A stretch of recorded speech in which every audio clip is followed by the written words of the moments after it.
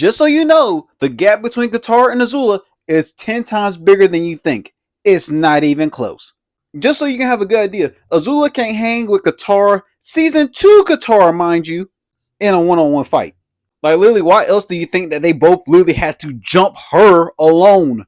Not with Aang, just her alone. Because we know for a fact Zuko can't hang. He got maxed out by season 1 Katara. Katara's progression is so underrated and is constantly overlooked. Like, people actually thought some of these fights were actually going to be fights. But Azula in her mind thinking like, oh, I fought evenly with Aang, the Avatar, for a while, so I should be able to handle this waterbender. Which proves our point that Aang be holding back. Because when she went against Katara, who wasn't going to hold back, it was a completely different story. If you ever see me fighting in the forest with a grizzly bear, help the bear! Because that bitch gonna need it.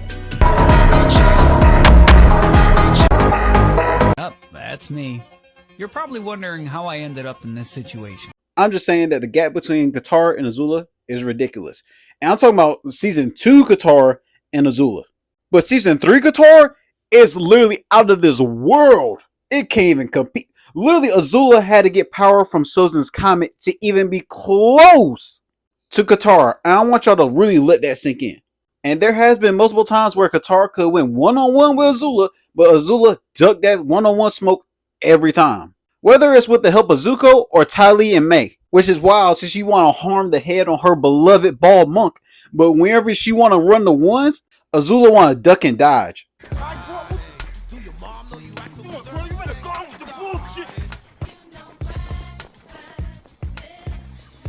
Now, whoa, Azula fans, before you go in the comments, I am not saying Azula ain't cold. All I'm saying is Katara was a different breed, and Azula was smart to avoid that one-on-one smoke. That's all I'm saying. No. What we're not going to do is move the goalpost and say that Azula wasn't at her strongest against Katara at this point. I have seen a lot of people defending Azula, saying that Katara could only be Azula because she had mental breakdown. Are we forgetting Ba Sing Se Azula? Where she was literally on top of her game, where she said it herself. Don't flatter yourself. You were never even a player. Because if anybody's nerfed between the Katara and Azula situation, it's Katara. Because if the moon is up, whether it's full or not, Katara gets a boost. And the reason that Azula didn't get put into a body bag that day is literally because Zuko stepped in.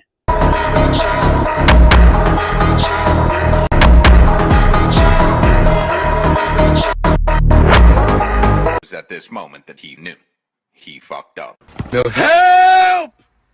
Help! Help! Another way to explain the gap between Katara and Azula, especially in season 2, is literally this. It's literally Goku Super Saiyan 1 versus early Frieza. You got this prodigy over here who is a big fish in a little pond versus this other person that's trained 24/7 in multiple life or death situations that have acquired and earned said abilities on the road. And literally, season 3 Katara is literally on another stratosphere that it's not even fair no more. Like, it's literally almost Ultra Instinct Goku.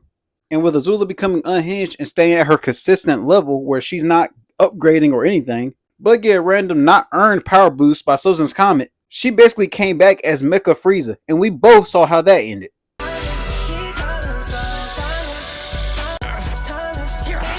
So in these Azula versus Katara interactions, the only person that has plot armor is Azula. Because all the Katara stuff is earned and we have seen it. So in a fair fight, Katara will win. There is a reason why I haven't shown the fight during Sozin's Comet. Because that's unfair because she was mentally unstable. And I knew people would use that excuse. The start of her mental breakdown was around when Ty Lee and them betrayed her. And along with other events that was falling apart. This Azula had everything going for her and she was at peak. As a matter of fact, the only reason Katara left Azula still breathing was because 1, Aang had a big no killing rule and she know that if she put Azula in a body bag, Aang would be tripping out. And 2 is because she is Zuko's sister and she like, yo, he literally helped me find my mom's killer literally a couple days ago, so I'll do him a solid and make sure that she lived. So basically her fight with Azula was the same as Aang, where she had to figure out a way to take them down without killing them. The skill and power gap was still there, even when she had the Sozin's Comet. Let's really be honest here. You ever see me fighting in the forest with a grizzly bear? Help the bear! Because that bitch gonna need it. Hello? Zuko here. And if you like that video, make sure you like, comment, and subscribe. And also let me know what you think the next video should be based off of. Because like I say at the end of all my videos, I read every comment and I make sure that y'all are heard. Because I'm trying to get to 50K by the end of the year, I would love to have your support and hear more about your ideas.